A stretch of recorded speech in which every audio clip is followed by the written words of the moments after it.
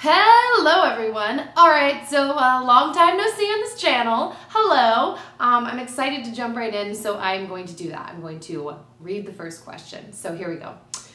It says, "Hey Nikki, I really hope you can answer this because I've pretty much run out of people I can talk to.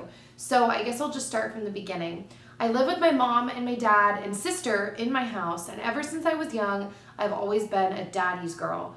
We were always really close, etc. I am almost 15, and for the past couple of years, my dad has been really distant from me, and I genuinely don't know why. I am not badly behaved or irresponsible. I don't have any bad influences, but he just always seems to be angry with me and is extremely hard on me. Me and my mom have never been close, and now I don't feel comfortable talking to anyone, even my sister, who I used to tell everything to, as I feel if she takes advantage of my situation.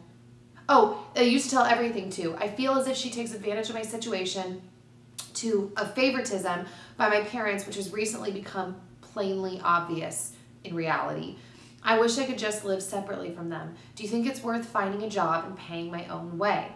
All right, so I'm going to say a couple of things to that. The first one is, I don't know, you might have already done this, and if you know, I never know from like the questions because they're short, and even if they were long and detailed, I'm not living in any of your lives, so ultimately all of this advice is just based off of like what I'm seeing in my head and what I'm reading. But what I'm going to say, the first thing is, you should definitely, if you haven't, have a discussion with your dad, because I feel like sometimes we think when we're family with people, or you're married to someone, or whatever, just any type of family situation, we feel like we really know the people, and we really know, my hair is falling down and it's bothering me, and we really know what's going on with them. But I think sometimes that's not always true. I think that there's a lot of stuff that goes on in people's lives and that people are dealing with that we're not aware of, but we think we are because we live with them or we're close to them.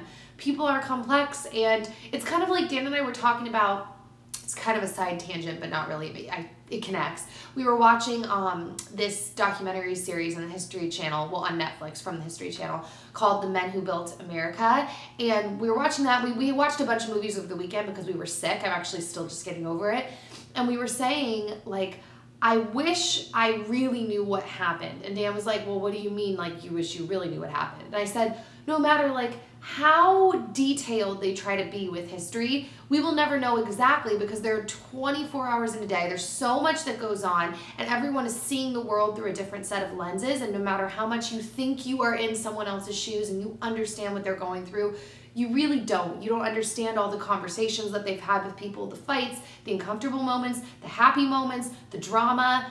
There's just so much that goes on. And I said that to him, and at first he was kind of like, well, I said, well, like, do you think you see the world the same way as maybe like a young black guy living in like the ghetto? And he was like, well, that's totally different. That's really extreme.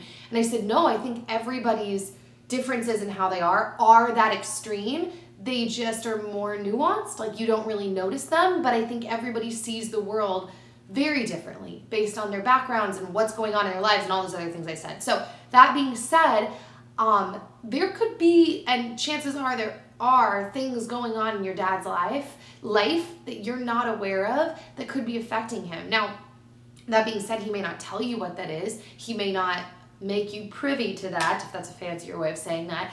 But I think talking to your dad and letting him know, like, I love you and I just feel like it hasn't been the same, I think that it would be really, really worth doing that if you haven't done that already. Like, I'm gonna way stronger than just like suggest it. I'm gonna like borderline push you to it through the computer if you haven't done that already, because the chances that you're interpreting whatever's going on in his life that he's maybe not saying and the way he's acting to being like, oh, there's favoritism, there's just a good chance that that's what's going on. Now, if you've already talked to him and you've already done that and he's just not saying anything and nothing is changing, and it just seems, I mean, I don't know, I've never really experienced real favoritism or seen that like really play out. So I almost don't even know what to say to that. I think anyone who's dealt with that or has anything to say to that, as usual, put your thoughts in the comment section.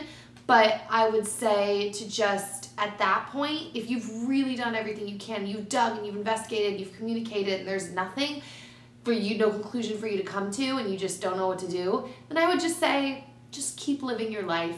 Focus on school and developing your passions and finding the things that you like and your friendships and all of that. I mean, I don't think there's necessarily a reason to move out unless you really feel like it's just stopping you from life and hindering you, and like your life would be completely 180 different in a positive way if you moved out. Because moving out at 15, like that's a pretty like hard, extreme thing to do unless you really, really want it or you really, really need to. Otherwise, it's like, why spend the money and why expose yourself to all these things you're going to have to deal with for the rest of your life anyways, prematurely. So that's kind of my thoughts on that. I'm sorry that you're dealing with that though, and definitely communicate with your family. So the Twitter question, guys, moving on. It says, any favorite TV shows or movies at the moment? Man, guys, I was an avid entertainment consumer this weekend. Okay, so I watched 2 really great movies this weekend. They're both definitely adult content, so you don't want to watch them if you are very young. Actually, when I'm explaining that, you know what the meaning of adult content is.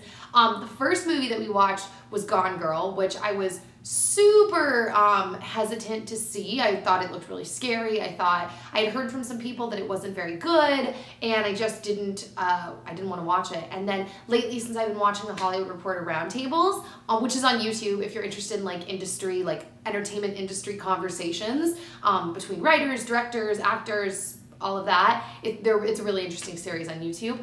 But they talked about that movie a lot, and like Ben Affleck was on one of the episodes, and we decided to watch it this weekend because it had a lot of buzz, and I thought it was just really superb. Once again, adult content for sure, but I think it was really, really well done. And then another one is Nightcrawlers with Jake Gyllenhaal. I think it's Gyllenhaal. That was really superb too. Very interesting story. I'm gonna say, stop it if you don't want a mini spoiler right now. I'm not really gonna spoil it, but I didn't really think there was much of a point to it. I felt like it was one of those more kind of like in someone else's life kind of thing with no real conclusion, which is kind of the same way I felt about Fury when we saw Fury recently. I felt like there wasn't really a point necessarily, like a beginning, middle. I don't know. I totally could be alone on this. But I thought Nightcrawler was really well done, and a very interesting plot, very interesting character that Jake Gyllenhaal played. Like, I thought he was brilliant in it. And so yeah, those movies were great. And then as far as TV shows, we were watching World War II in HD from the History Channel on Netflix right now. And we finished over the weekend The Men Who Built America, which was on the Industrial Revolution in America, like Rockefeller, Carnegie, the people who Ford, the people who really pioneered like industry in America, and it was just a very, very interesting documentary. I didn't necessarily agree with everything. Whenever you're watching any kind of documentary, there's always going to be a little bit of like, well, it's not a little bit, it's always going to be from someone's point of view. But in general, I thought it was really well done. So yeah, guys, that's it. I hope I'm not too monotone today. I'm still getting over this sickness, so I'm a little bit like, you know what I mean? You know what I mean? So yeah, that's it. Send your messages and your questions to asknikkip@gmail.com, or you can use the hashtag on Twitter, asknikkip, and Bowser and I will see you very soon. All right, bye guys.